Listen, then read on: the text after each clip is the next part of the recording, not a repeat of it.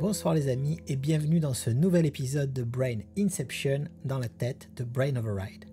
Aujourd'hui, je vais vous parler d'un sujet sur lequel vous avez été très nombreux à me poser des questions ou demander des explications complémentaires. C'est un sujet qui a pris une place particulièrement importante dans ma vie ces 6 derniers mois. Il s'agit du biohacking. Alors, j'ai souvent pu constater l'imagination débordante des gens, voire la méfiance au sujet du biohacking, qui est par ailleurs souvent confondu avec le transhumanisme. Un autre sujet par ailleurs passionnant que j'aborderai dans un prochain épisode. Spoiler alerte, et si je vous disais que le biohacking n'est pas seulement réservé à une élite de scientifiques ou à des férus de technologie comme moi?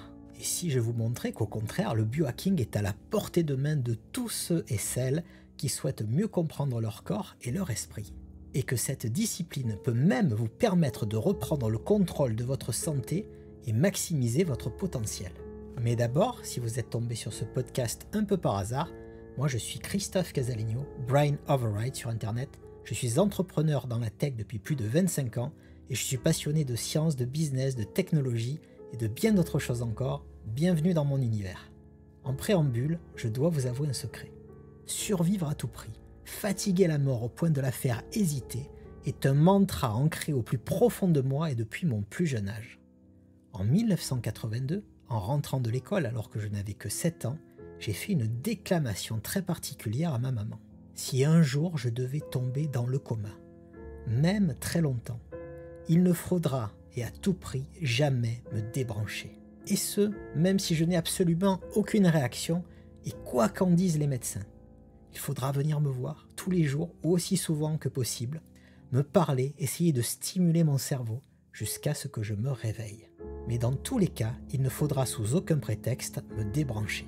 Alors, on est au début des années 1980, et j'ai encore du mal à conceptualiser le trauma que ces quelques mots ont pu provoquer à l'époque. Alors bien sûr, les années ont passé, mais il faut savoir que cette volonté ne m'a jamais quitté. Alors, devenu adolescent, et alors qu'Internet n'était pas encore là, j'ai cherché différents moyens de survivre, ou en tout cas de repousser les limites de la mort aussi loin que possible. J'ai lu à peu près tous les grands livres religieux, je me suis intéressé au spiritisme, à la magie, ou encore à la possibilité de transférer sa conscience à l'intérieur d'un ordinateur. Alors, les solutions spirituelles et religieuses sonnaient faux dans mon esprit. Tout était si simple, aucune raison de s'inquiéter. Mais alors, pourquoi la majorité des croyants que je rencontrais, ou que je lisais, avaient l'air au final si terrorisés par la mort? J'ai également parcouru plusieurs encyclopédies et autres ouvrages scientifiques à la recherche d'autres solutions. Je me suis notamment intéressé à la biologie et à la génétique. Les années passent et la connaissance se démocratise un peu plus. En tout cas, l'accès à la connaissance se démocratise un peu plus. Les premières tentatives de thérapie génique arrivent et laissent entrevoir un avenir dans lequel la souffrance, la mort et la maladie auront peut-être disparu. Alors, en 1998, à l'université du Wisconsin-Madison, le biologiste James Thomson va isoler les premières cellules souches embryonnaires humaines. Cette découverte extraordinaire va marquer le début d'une nouvelle ère de recherche intensive sur les applications médicales potentielles de cette découverte. Ces recherches vont continuer d'avancer, toujours trop lentement à mon goût, et je vais continuer de suivre de près l'ensemble de ces recherches jusqu'en 2019. Fin 2019, ma vie bascule. J'ai l'impression d'être devenu le sac de frappe de Mike Tyson. Par moments, je suis paralysé. Et à d'autres, je n'y vois quasiment plus rien. L'image renvoyée par les écrans ou la télévision n'est pour moi plus qu'un grand flou lumineux. Alors dans le même temps, je vais consulter des médecins, je vais être hospitalisé, je vais même être opéré avant d'être renvoyé chez moi. Mais l'apparition de tous ces symptômes me fait me pencher sur mon cas personnel et je vais commencer à entreprendre des recherches plus avancées sur ma propre condition. Après avoir absorbé plus de 20 000 pages de documentation médicale et étudié plus de 600 études cliniques, j'en arrive à la conclusion que je suis très probablement atteint d'une maladie auto-immune, la maladie de Crohn. Le 3 février 2020, après avoir perdu plus de 40 kilos en moins de 3 mois, je suis reçu par un gastro-entérologue à l'hôpital Bon Secours de Galway. Dénutri, anémié et complètement ulcéré jusque dans la bouche, je ne peux presque plus rien avaler. La moindre acidité me déclenche des douleurs atroces. Et la plupart des boissons ou la nourriture me brûlent par simple contact. Lorsque je suis enfin reçu par ce professeur dans son cabinet, J'expose l'ensemble de mes symptômes ainsi que ma propre analyse de ma situation. Le professeur me répond qu'en effet il s'agit très probablement de la maladie de Crohn, mais qu'il faut encore écarter autre chose, me dit-il, osons le mot, un cancer. Pour cela, il est nécessaire de procéder à toute une batterie d'examens, il me demande ma disponibilité et je suis hospitalisé le jour même. J'entre alors dans l'hôpital Bon Secours de Galway pour y passer 2 ou 3 jours d'examen et j'y resterai en réalité 1 mois. Alors, je vous passe ici le détail de mon séjour dans cet excellent hôpital que j'ai eu l'occasion de relater sur mon blog. Bonne nouvelle, je n'ai pas de cancer. Mauvaise nouvelle, j'ai une forme dite sévère de la maladie. Deuxième mauvaise nouvelle, cette maladie auto-immune est pour l'heure incurable. Alors, après avoir passé un certain temps sous hydrocortisone, un seul traitement semble potentiellement adapté à ma situation. Infliximab, un traitement biologique qui, pour simplifier, permet de diminuer l'inflammation dans plusieurs maladies chroniques invalidantes, ainsi que de ralentir la progression des lésions. Alors, ce traitement va s'avérer efficace et les symptômes les plus invalidants vont commencer à régresser et à disparaître pour certains au fur et à mesure que s'écoulent les semaines et les mois qui suivent.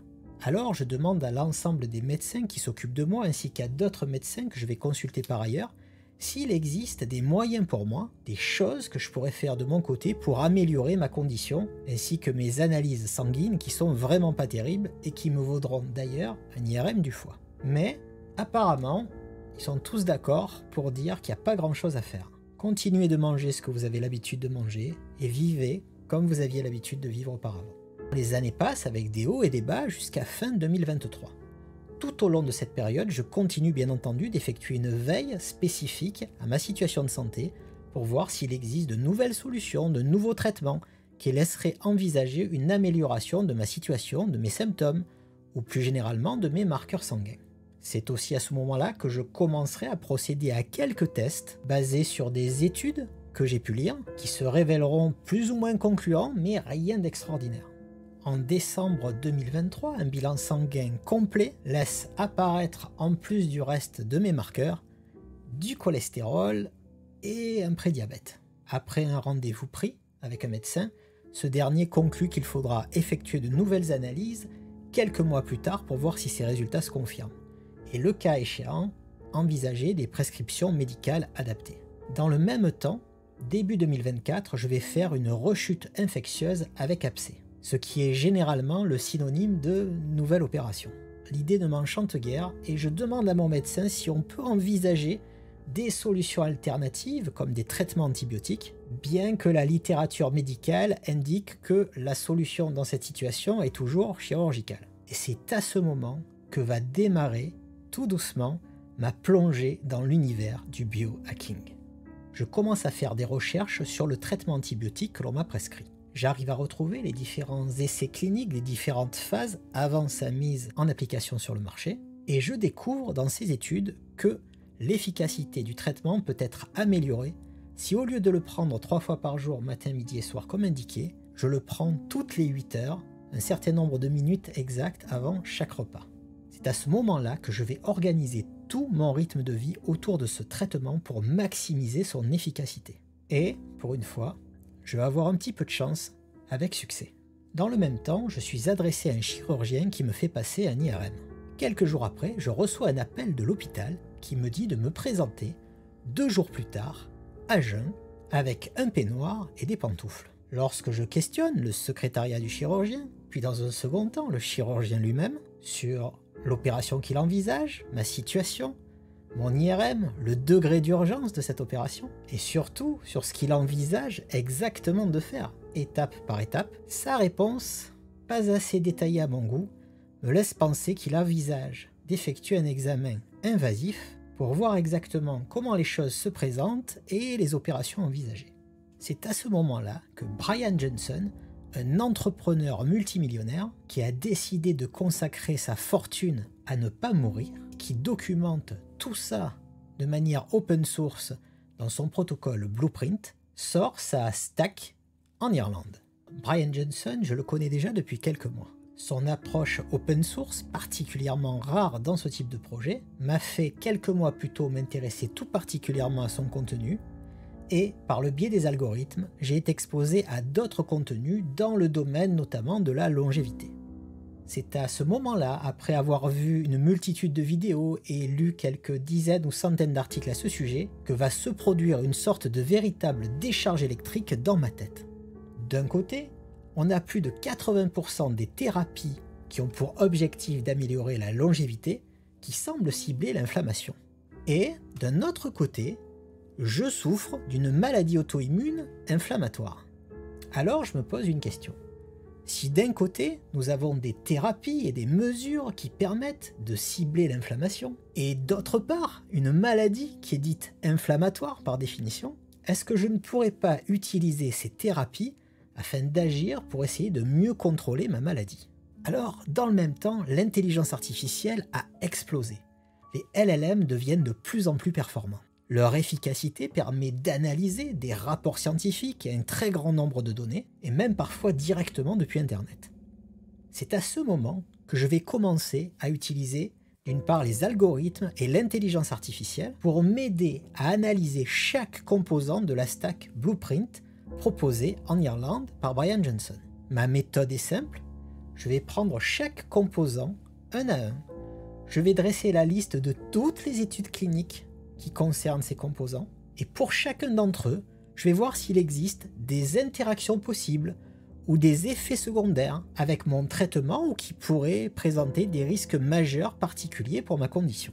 Et grâce à cette fantastique armée de stagiaires virtuels qui travaillent maintenant pour moi, il ne me faut pas plus que quelques jours pour obtenir les réponses à mes questions. Je prends alors la décision de commander ce protocole. La suite, si vous me suivez déjà sur les réseaux ou êtes abonné à mon canal Telegram, vous la connaissez déjà. Je vais intensifier mes recherches afin d'améliorer et d'adapter le protocole Blueprint à ma condition spécifique. C'est ainsi que je vais déboucher sur la conception de mon propre protocole personnel, Life Override. Le résultat est incroyable et bien au-delà de mes espérances. En quelques mois à peine, tous mes paramètres métaboliques vont s'améliorer. Adieu diabète, cholestérol et mauvais marqueurs. Réduction de l'inflammation systémique, meilleur rythme cardiovasculaire, amélioration de mes performances physiques et cognitives. Le biohacking a changé toute ma vie. Mais assez parlé de moi et commençons un peu à parler de vous. D'ailleurs, ça me fait penser que j'ai une question. Répondez-moi en commentaire. Qu'est-ce que le biohacking pour vous ? Si je devais en donner une définition simple et personnelle, je vous dirais qu'il s'agit de l'art et de la science d'optimiser son corps et son esprit au travers des modifications de son mode de vie, de son alimentation, de sa supplémentation, ainsi que parfois grâce à des technologies avancées ou spécifiques. Mais au-delà des outils, je vous dirais que le biohacking est avant tout un voyage, une quête de connaissances sur soi-même. C'est une démarche proactive pour améliorer chacun des aspects de sa vie. Non pas pour correspondre à une norme, mais simplement pour devenir une meilleure version de soi-même. C'est avant tout un défi et une question existentielle pour certains. Et si je pouvais reprendre une part de contrôle suffisante pour influer sur ma qualité de vie et repousser mes limites physiques ou mentales? Alors, dans mon approche, le biohacking repose sur 3 piliers fondamentaux. La science, la discipline et l'intuition. Pilier numéro 1, la science avant tout. Analyser, évaluer, mesurer pour progresser. Il ne s'agit pas de se lancer à l'aveugle dans des protocoles ou des supplémentations en espérant un miracle. Chaque action, chaque décision doit être motivée et éclairée par des données fiables. C'est pourquoi je mesure régulièrement l'ensemble de mes marqueurs biologiques et métaboliques. Ça va des marqueurs hépatiques, rénaux, inflammatoires, vitamines, minéraux, mais également variabilité de fréquence cardiaque, VO2 max, etc., etc. Le progrès dans le biohacking ne peut exister que si vous savez d'où vous partez, où vous en êtes et dans quelle direction vous souhaitez aller. Pilier numéro 2, la discipline. Alors, même si certains d'entre vous savent à quel point je peux détester la routine, optimiser son corps, ses performances, qu'elles soient physiques ou cognitives, ou sa santé de manière générale, n'est pas une simple lubie. Cela demande de la rigueur, de la persévérance et du travail. Tout comme le protocole Blueprint de Brian Johnson, mon protocole actuel, Life Override, n'est pas le fruit du hasard. Il est le résultat de centaines d'heures de recherche, d'analyse, de comparaison d'études, de tests, de mesures et d'adaptations. Et donc que ce soit mon alimentation, mes activités physiques, les suppléments que je choisis comme le sulforaphane, la quercétine ou encore les outils comme la lumière rouge ou les caissons hyperbares à oxygène, ou même mon neurosym pour stimuler mon nerf vague, tout est pensé pour maximiser mes chances de réussite. Et enfin, le troisième pilier, l'intuition. Aussi scientifique que soit l'approche, il y a une part d'instinct dans le biohacking. Génétique, épigénétique, conditions médicales spécifiques ou environnementales, chaque individu est unique. Et ce qui fonctionne pour l'un peut ne pas fonctionner pour l'autre. C'est ici qu'apprendre à reconnaître les signaux faibles, à comprendre comment votre corps réagit à un aliment ou un supplément, ou à une nouvelle routine ou exercice, est une compétence clé à développer. C'est un dialogue constant avec soi-même. Malheureusement, dès qu'on commence à parler de biohacking, on entend souvent des critiques. C'est réservé aux riches, c'est dangereux, ou encore c'est inutile car on ne peut pas changer la nature. À ces arguments, je répondrai que oui. Comme dans tous les domaines existants, il y a sans doute et parfois des excès. Mais ces derniers ne sont que la conséquence normale de l'engouement de certains autour du biohacking. Le biohacking n'est pas un gadget marketing. C'est avant tout un moyen de reprendre sa santé en main. Et non, vous n'avez pas besoin d'un laboratoire ultra sophistiqué avec votre propre chambre hyperbare pour commencer. Le biohacking, c'est aussi simple qu'optimiser son sommeil, son activité, sa récupération, ou encore ajuster son régime alimentaire en fonction de ses objectifs. Enfin, pour ceux qui viennent essayer de nous expliquer que changer la nature est futile, vous connaissez déjà pour la plupart mon opinion à ce sujet. Et je vous répondrai encore et toujours la même chose. Depuis quand l'humanité accepterait-elle passivement son sort? La médecine moderne, la technologie, le progrès, la conquête spatiale, tout ce qui nous entoure n'est rien d'autre que le fruit de notre lutte pour transcender les limites imposées par la nature. Enfin, n'oubliez pas que c'est le biohacking qui doit être à votre service et jamais le contraire. Ce sont vos propres objectifs qui doivent tracer le chemin. N'oubliez pas que le biohacking n'est pas forcément une course à la perfection, pas plus qu'une quête obsessionnelle pour fuir la vieillesse ou nier notre condition humaine. C'est un outil, un moyen parmi d'autres pour vivre mieux, plus longtemps et en cohérence avec ses valeurs et ses aspirations.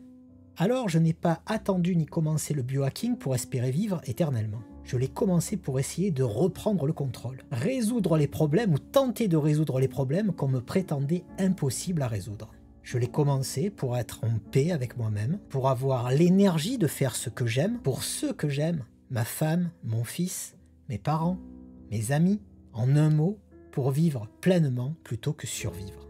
Je ne souhaite pas laisser les limites imposées par la nature définir mon avenir. Et je vous invite, à votre façon, à faire la même chose. Prendre le contrôle, expérimenter, construire une meilleure version de nous-mêmes. Alors, vous êtes peut-être déjà un biohacker ou quelqu'un de simplement curieux à ce sujet, mais j'ai une question à vous poser. Si vous pouviez améliorer un aspect de votre vie, lequel serait-ce? Votre santé, votre énergie, vos exploits sportifs, votre longévité ou encore votre capacité cognitive peut-être? Partagez-moi vos réponses et vos réflexions en commentaire. Comme d'habitude, j'y répondrai autant que possible. Le biohacking est certes un chemin très personnel, mais je pense que nous avons tous à apprendre les uns des autres. Sur ce, prenez soin de vous et je vous dis à très bientôt pour un prochain épisode de Brain Inception dans la tête de Brain Override. Ciao.